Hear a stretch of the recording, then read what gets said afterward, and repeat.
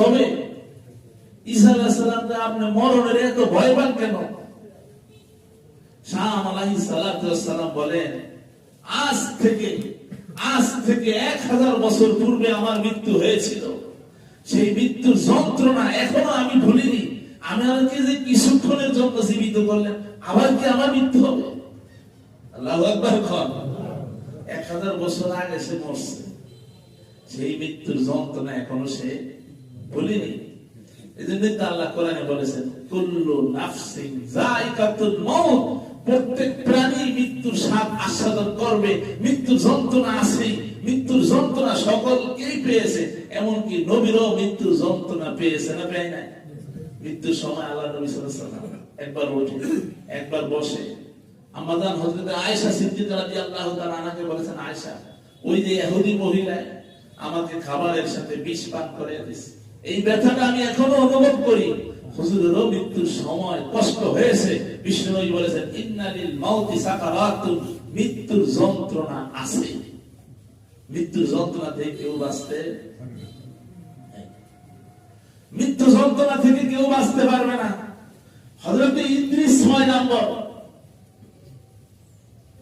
আল্লাহর কাছে বলছেন, আল্লাহ আমি মৃত্যু যন্ত্রণা কেমন আমি চাই না। আজরাইল আলাইহিস সালাতু ওয়াস সালাম ইদ্রিস পয়গম্বরের জান কবজ করে ফেলেছে। আবার আল্লাহর হুকুমে ইদ্রিস পয়গম্বরের জান ফেরত দিয়েছে। ইদ্রিস পয়গম্বরকে মালাকুল মউত জিজ্ঞাসা করছে, আপনি মৃত্যুকে কেমন পেয়েছেন? ইদ্রিস আলাইহিস সালাম বলে, আমার কাছে মৃত্যু এত কঠিন মনে হয়েছে যে মনে হয় একটা জীবিত মানুষ থেকে তার চামড়াকে ছিলে ফেলা হবে, যেমন তার কাছে কষ্ট মনে হবে, কঠিন মনে হবে, মৃত্যুর যন্ত্রণা এর থেকেও আমার কাছে বেশি কঠিন মনে হয়েছে। ইদ্রিস আলাইহিস সালাতু ওয়াস সালাম মালাকুল মউত বলেন, আমি ইদ্রিস থেকে সহজ করে এই পর্যন্ত কারো জান কবজ করি। আল্লাহ নবী যখন এই কথা শুনছেন, কান্না করা শুরু করে দিয়েছে। আল্লাহ, তাহলে আমার উম্মতের কি হবে? আমার উম্মতের কি হবে? আল্লাহ নবী সাল্লাল্লাহু আলাইহি ওয়াসাল্লামকে আল্লাহ তাআলা বলেছেন, বন্ধু, আপনার উম্মতের মধ্যে যারা ঈমানদার হবে, যারা নেককার হবে, যারা মুমিন হবে, তাদের রূহকে এত সহজে বের করা হবে, মায়ের কোলে দুগ্ধপুষ্ট শিশু যেমন ঘুমাতে থাকে, দুধ খেয়ে ঘুমায়া যায়, ঠিক মুমিন বান্দা রূহ এমন ভাবে বের করবে যে সে টেরই পাবে না, ঘুমায়া যাবে। সুবহানাল্লাহ। আল্লাহ নবী যখন মেরাজে গিয়েছেন, বিশাল বিশাল এলাকা অতিক্রম করার পরে একজন বড় দেহ বিশিষ্ট ফেরেশতাকে দেখছেন। দেখে আল্লাহ নবী ভয় পেয়ে গেছেন। এরপর আল্লাহ নবী সালাম দিয়েছেন।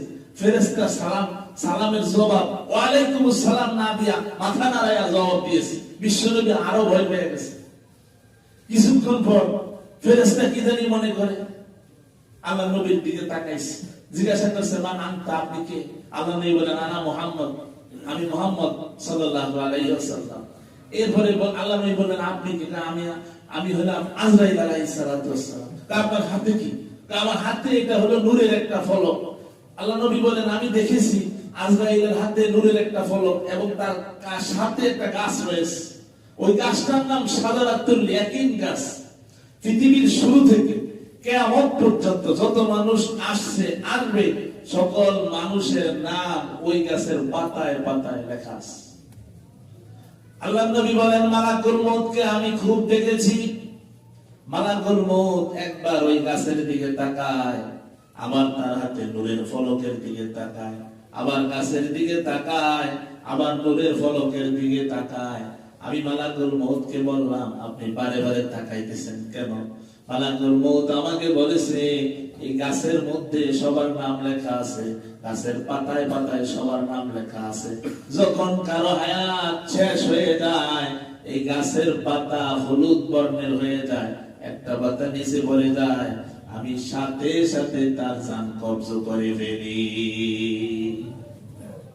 আল্লাহ নবী মালাকুল মউতকে প্রশ্ন করছেন, আপনি সারা পৃথিবীর মানুষকে কিভাবে আপনি একক জান কবজ করে ফেলেন? একটা মানুষ বিভিন্ন জায়গায় পৃথিবীর বিভিন্ন আনাচে কানাচে মানুষ মারা যায়, আপনি কিভাবে এদের জান কবজ করে ফেলেন? মালাকুল মউত আল্লাহ নবীকে বলছে, ইয়া রাসূলুল্লাহ, যদি আপনার সামনে একটা প্লেট থাকে, ওই প্লেটের ভিতরে যদি অনেকগুলো পিঁপড়া থাকে, আপনি কি ধরতে পারবেন যেভাবে ইচ্ছা? আল্লাহ নবী বলেন, হ্যাঁ পারবো। মালাকুল মউত বিশ্ব নবীকে বলেছেন, সারা পৃথিবীটা আমার কাছে একটা প্লেটের মতো, সারা পৃথিবীর মানুষগুলো আমার কাছে প্লেটের পিঁপড়ার মতো। যখন তার হায়াত শেষ হয়ে যায়, আমি এখান থেকে বসে কাম করতে পারি, সাথে সাথে তার জান কবজ করে ফেলি।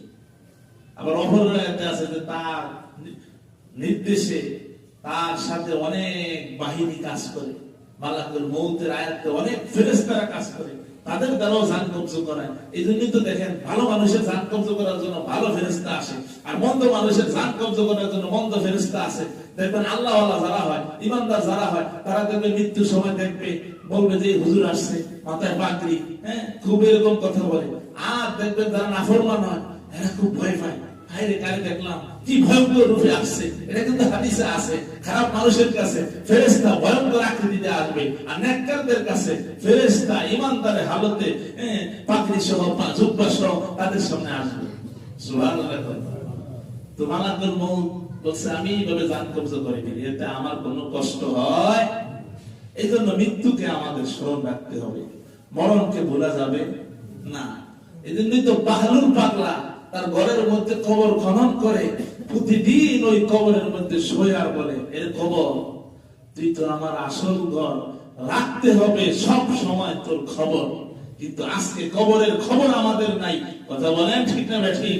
বিশ্বনবী মুহাম্মদ রাসূলুল্লাহ সাল্লাল্লাহু আলাইহি ওয়াসাল্লাম হাদিস শরীফের মধ্যে ইরশাদ ফরমান, আল কবরু রাউযাতুন মিন রিয়াজিল জান্নাহ আও হুফরাতুন মিন হুফারিন নার। কবর কারো জন্য জান্নাতের বাগান থেকে একটা বাগান হবে, কবর কারো জন্য জাহান্নামের গর্ত থেকে একটা গর্ত হবে। যে ব্যক্তি ঈমান নিয়ে যাবে, যে ব্যক্তি আমল নিয়ে যাবে, তার জন্য কবর জান্নাতের বাগান হয়ে যাবে। চোখের দৃষ্টি যতটুকু যায় তার জন্য ততটুকু প্রশস্ত হয়ে যাবে। সুবহানাল্লাহ।